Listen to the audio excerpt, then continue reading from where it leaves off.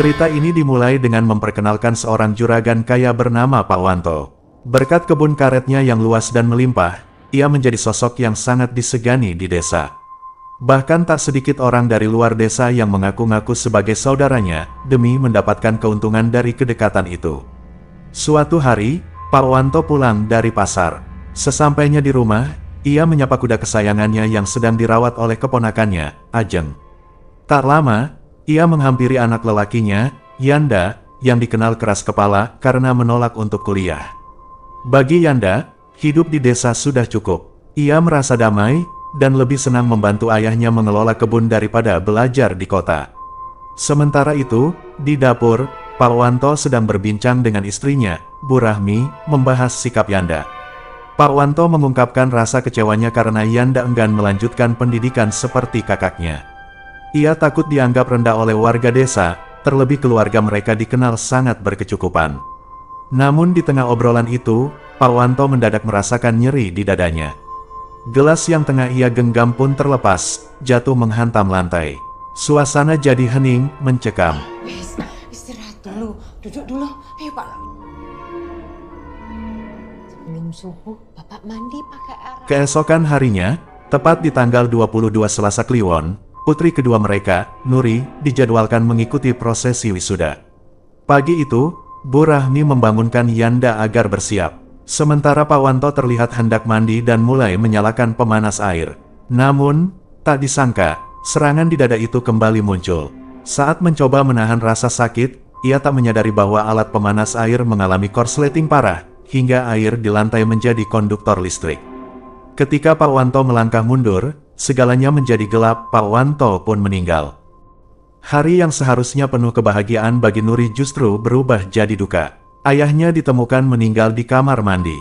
Kakak tertua, Wisesa, yang kini menjadi dokter di Yogyakarta segera pulang. Ia pun bertemu dengan Pak Lurah, yang memberi peringatan tentang kematian Pak Wanto yang jatuh tepat di hari Selasa Kliwon, hari yang diyakini sebagian warga sebagai hari keramat. Menurut kepercayaan setempat, barang siapa yang meninggal di hari Selasa Kliwon akan bangkit kembali, dan menjemput seluruh anggota keluarganya ke alam baka. Untuk mencegah itu, Pak Lurah menyarankan agar keluarga melakukan ritual khusus warisan leluhur. Namun tidak semua setuju. Wisesa menolak mentah-mentah, baginya itu tak masuk akal, hanya mitos. Ia lebih percaya pada logika dan ilmu kedokteran. Tapi Yanda, yang tumbuh besar di desa dan akrab dengan cerita-cerita mistis, percaya sepenuhnya. Ia memohon kepada Wisesa agar ritual tetap dilakukan. Sedangkan Nuri, justru bimbang, terjebak di antara dua pendapat. Ritual ini harus dilakukan oleh semua anggota keluarga. Pokoknya Mas nggak mau.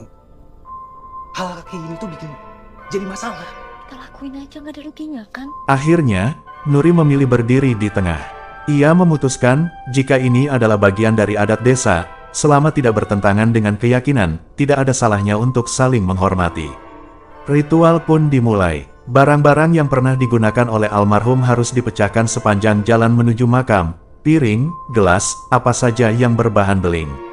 Ritual ini dipercaya bisa memutus ikatan roh dengan dunia. Namun baru setengah jalan, Bu Rahmi pingsan. Terpaksa, ritual dilanjutkan oleh Yanda dan Nuri. Begitu piring-piring ini habis, dilanjutkan dengan menyebarkan koin.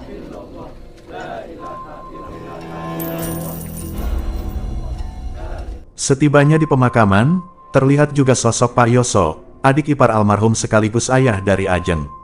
Ia membantu proses penguburan bersama warga. Bu Rahmi hanya bisa menangis histeris, tak menyangka kehilangan suami secepat ini. Malam pertama setelah kepergian Pak Wanto, diadakan tahlilan di rumah. Tapi justru di malam itulah keanehan dimulai. Bu Rahmi mengaku mendengar suara suaminya, memanggil dari arah dapur dan memintanya ikut bersama. Saat Nuri mencoba menenangkan sang ibu, Bu Rahmi berkata lirih, "Ayahmu bangkit." Bapak ada di sini. Mau cari Bapak. Hari kedua, teror mistis makin menjadi. Bu Rahmi ditemukan berjalan sendiri di tengah jalan, seolah sedang linglung. Sebuah mobil melintas kencang, nyaris menabraknya. Untung ia masih bisa diselamatkan. Tapi tubuhnya mulai dingin. Suaranya lirih, sebentar lagi. Aku akan menyusul bapakmu. Kalian juga, semua akan ikut. Ibu akan ajak kalian. Malam harinya, Wisesa menyuruh Ajeng membeli obat. Ia tetap tak percaya dengan semua ini, dan menunggu bukti nyata. Tapi keesokan paginya, langit mendung dan hujan mengguyur rumah. Para tukang dipanggil untuk memperbaiki atap kamar Bu Rahmi yang bocor. Saat itu, Bu Rahmi meminta anak-anaknya tetap tinggal di rumah, setidaknya sampai hari ketujuh wafatnya sang ayah. Namun Wisesa berkata bahwa ia harus segera kembali ke Jogja. Pasien-pasiennya tak bisa lama-lama ia tinggalkan. Ia pun berpamitan dan meminta maaf. Apa Mas? Sore itu, Bu Rahmi salat asar di kamarnya. Tapi matanya menangkap sesuatu yang janggal. Kipas angin bergoyang sendiri. Mungkin karena suara tukang di atas, pikirnya. Namun semakin lama, ia kehilangan kehusyukan. Tiba-tiba, sosok pocong muncul. Wajahnya, wajah Pak Wanto.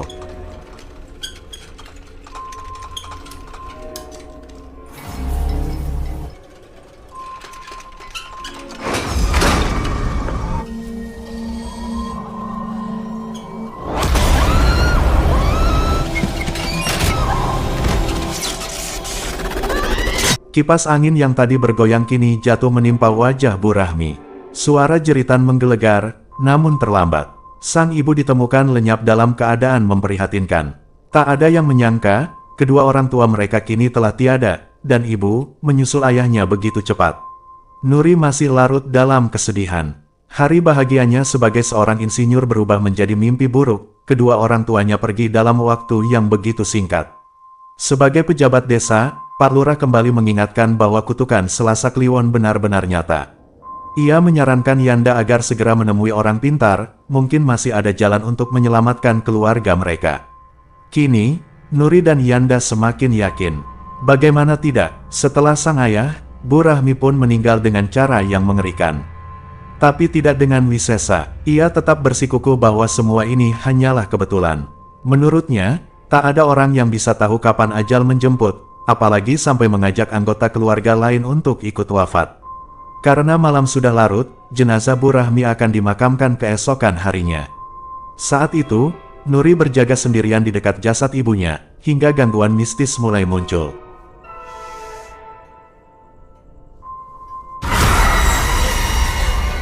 Di sisi lain, Wisesa justru menyendiri di atas jembatan desa, mencoba menenangkan pikirannya.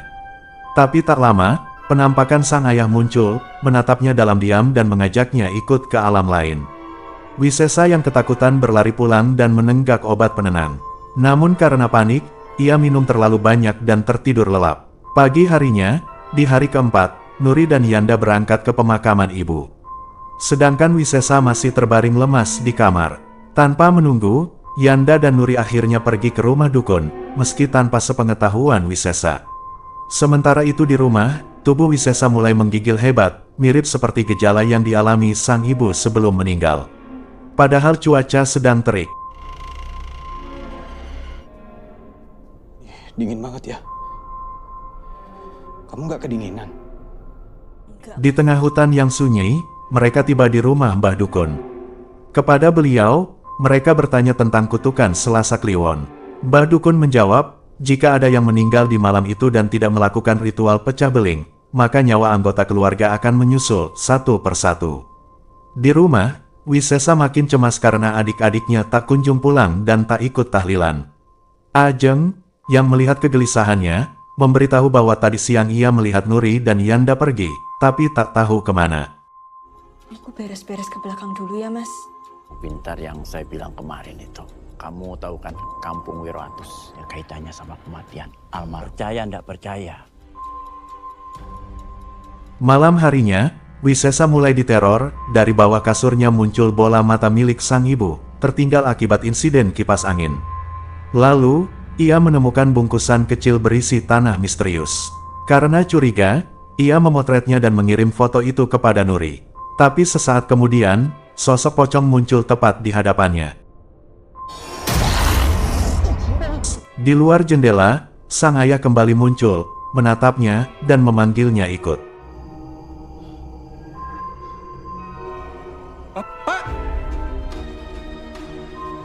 Di sisi lain, Nuri menerima pesan dari Ajeng, Mas Wisesa menghilang. Nuri pun segera meninggalkan rumah dukun dan pulang. Sementara itu, Wisesa yang terus dibayangi roh ayah dan ibunya memilih melarikan diri ke dalam hutan. Tapi naas, ia terinjak ranjau dan luka parah. Pak.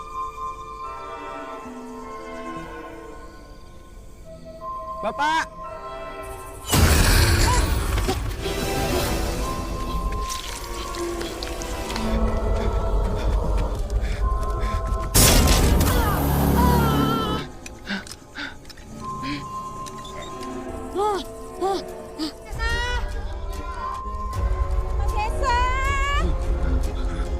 Dalam keadaan sekarat, ia menyetop mobil yang lewat dan minta diantar ke klinik terdekat. Sesampainya di sana, klinik itu terlihat kosong dan sangat sunyi. Tidak ada dokter, tidak ada perawat. Tubuh Wisesa melemah karena kehabisan darah. Ia lalu berbaring di atas ranjang dorong dan menyelimuti dirinya sendiri. Namun tak disangka, ayah dan ibunya muncul dan mendorong ranjang itu masuk ke sebuah ruangan. Ketika tersadar, Wisesa mulai panik. Tapi semuanya sudah terlambat, ia terjatuh menimpa sebuah benda dan meninggal di tempat itu. Keesokan paginya, Yanda dan Nuri yang telah pulang ke rumah, meminta bantuan warga untuk mencari keberadaan Wisesa. Pak Lurah lalu membawa kabar, Wisesa ditemukan di klinik, dalam kondisi meninggal. Kini, hari kelima, 3 orang dalam keluarga itu telah meninggal dunia. Yanda mulai bertanya-tanya, apakah ini semua akibat tidak menjalani ritual? Atau ada hal lain yang lebih mengerikan? Semua ini benar. Malamnya, Nuri juga mulai merasakan tubuhnya dingin. Sama seperti gejala yang dialami ibu dan Wisesa sebelum meninggal. Padahal menurut warga, kutukan Selasa Kliwon hanya berlangsung selama 4 hari. Tapi ini hari kelima, kenapa masih berlanjut? Lalu Nuri teringat dengan foto bungkusan tanah yang dikirim Wisesa. Ia segera memperlihatkannya pada Yanda. Dari sinilah, mereka menyadari ini bukan sekadar kutukan, tapi sihir. Mereka sedang disantet. Yanda dan Nuri kembali ke rumah Mbah Dukun untuk menanyakan perihal bungkusan tersebut. Sang Dukun menatap bungkusan itu lalu berkata, ini adalah santet tingkat tinggi. Jika tidak segera dihentikan, kalian pun akan menyusul. Untuk menghentikan santet, Mbah Dukun menyarankan melakukan ritual topo pendem, ritual bertapa dalam tanah, yang dipercaya dapat memutus dan mengembalikan santet kepada si pengirimnya. Setelah mereka sepakat, ritual pun dimulai.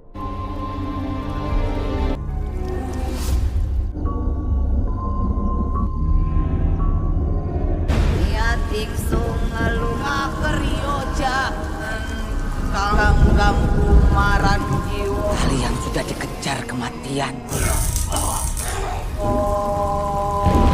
Seseorang telah mengirim kematian kepada kalian.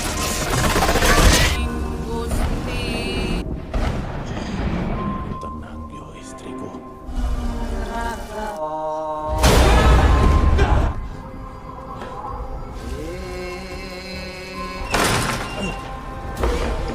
Tak disangka, sosok pelaku pun akhirnya terungkap, yaitu Pak Yoso.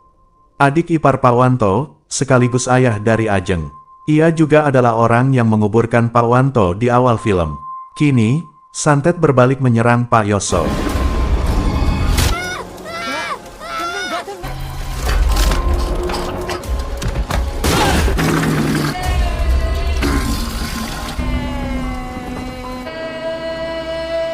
Jin suruhannya berkhianat dan menyerangnya sendiri. Dan semua itu, karena dendam masa lalu. Dulu, istri Pak Yoso, adik kandung Pak Wanto, meninggal karena kecelakaan. Sejak itu, Pak Yoso berharap Pak Wanto tetap menganggapnya sebagai keluarga, dan membantu membiayai kuliah Ajeng, putrinya. Pak Wanto sempat berjanji, tapi di belakang, ia menghina dan meremehkan Pak Yoso. Menganggapnya pemalas dan tidak pantas menyuruh orang lain membiayai anaknya. Sejak saat itu, dendam tumbuh. Ajeng hanya dijadikan pembantu, bukan mahasiswi seperti yang dijanjikan. Maka Pak Yoso pun mengutus Ajeng untuk meletakkan bungkusan santet di setiap sudut rumah Pak Wanto. Kini, karma pun datang. Setelah Pak Yoso meninggal, Ajeng pun menerima balasannya. Ketika pulang dari pasar, kudanya mengamuk. Tali penuntun menjerat kakinya, tubuhnya terseret hingga menabrak pohon besar dan meninggal. Setelah keduanya dikebumikan, kini hanya Nuri dan Yanda yang tersisa. Mereka saling menguatkan, mencoba melanjutkan hidup. Namun, di tempat berbeda, Mbah Dukun mendapat tamu tak terduga, yaitu Pak Lurah. Ternyata selama ini, Pak Lurah ikut terlibat. Dialah yang membantu merancang cerita kutukan Selasa Kliwon, untuk menutupi aksi santet Pak Yoso.